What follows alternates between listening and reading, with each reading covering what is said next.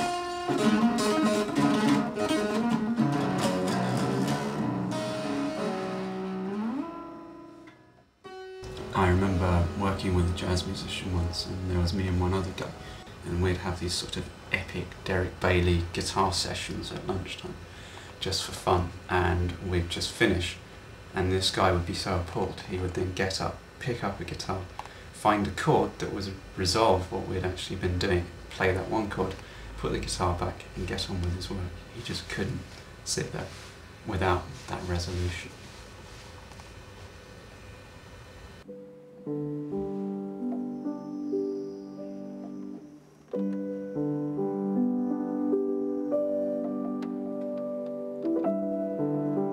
Classical music has always impressed me from a very early age, just from listening to things like Holst's The Planet Suite at school. At the age of 11, just being struck by the depth, the tone structures, and just everything that was going on. And later on I learned to pick apart different strands in music, so if you listen to it on headphones, you can really get down and follow individual instruments, individual lines. So it's sort of depressing to me that I never really formally studied how to read music, how to score, how to arrange. It's something that I very much like to do.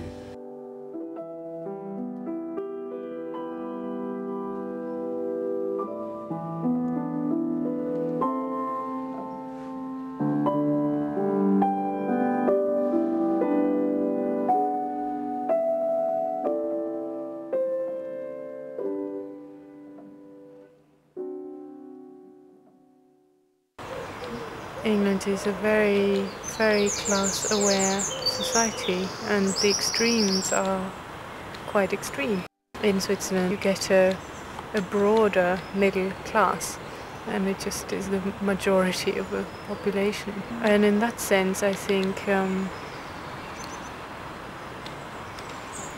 maybe the differences are felt much more keenly in Britain, and the nice thing is that although the class system is there, it's also totally possible to breach the levels. And I love the idea that there are, you know, the proms, for instance, where you can just pay £3 and just sit at the top with the pigeons and just sit on the floor and have your picnic in between and just listen to the most amazing performers. And downstairs, those who want to pay, you know, £50 or £100 for their ticket can do that and sit in a lodge and have cucumber sandwiches.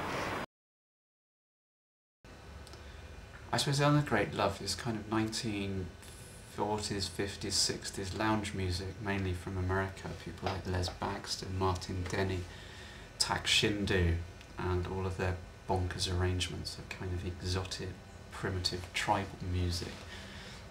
It always makes me laugh, and there's always some great chord structures and things going on in there, and the whole bird noise thing, and that's good fun.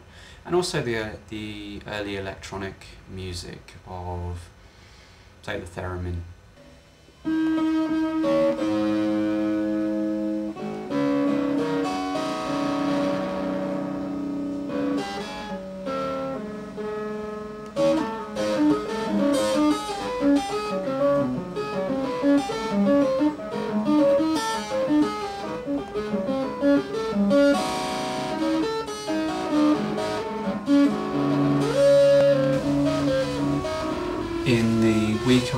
work for an investment bank in the city.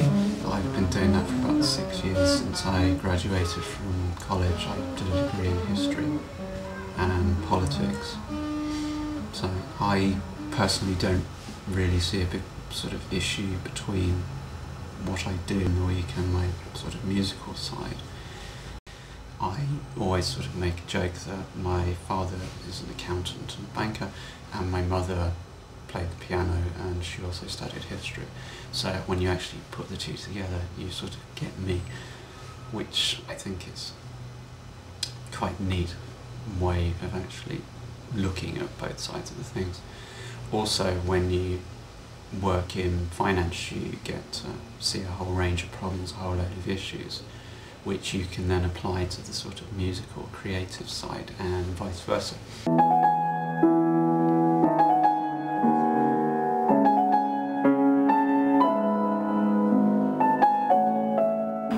Of course, there's a sort of wow factor of performing and sort of, you know, you're a star or something. That's one little end of it. But the actual nitty-gritty of getting paid is still this amazing illusion that if you enjoy doing what you do, which you have to do in order to play, if you enjoy, then surely you do it for free.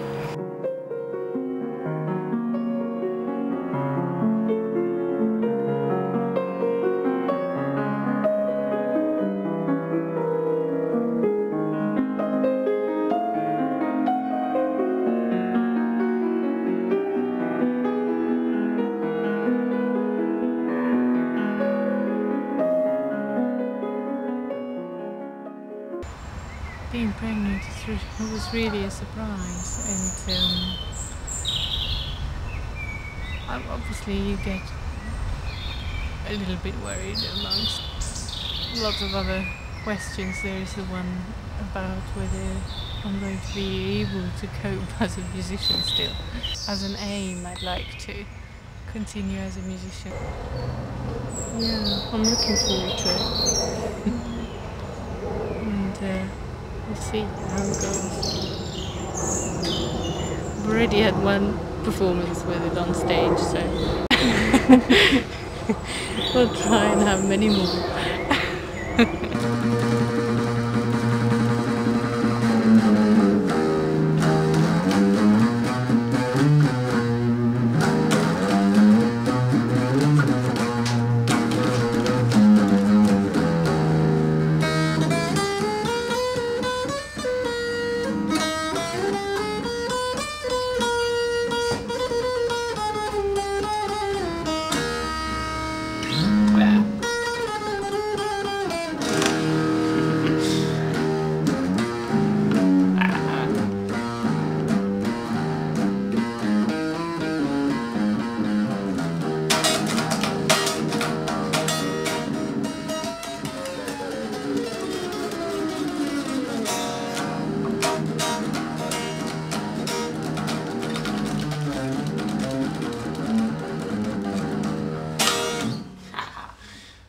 Dear oh dear.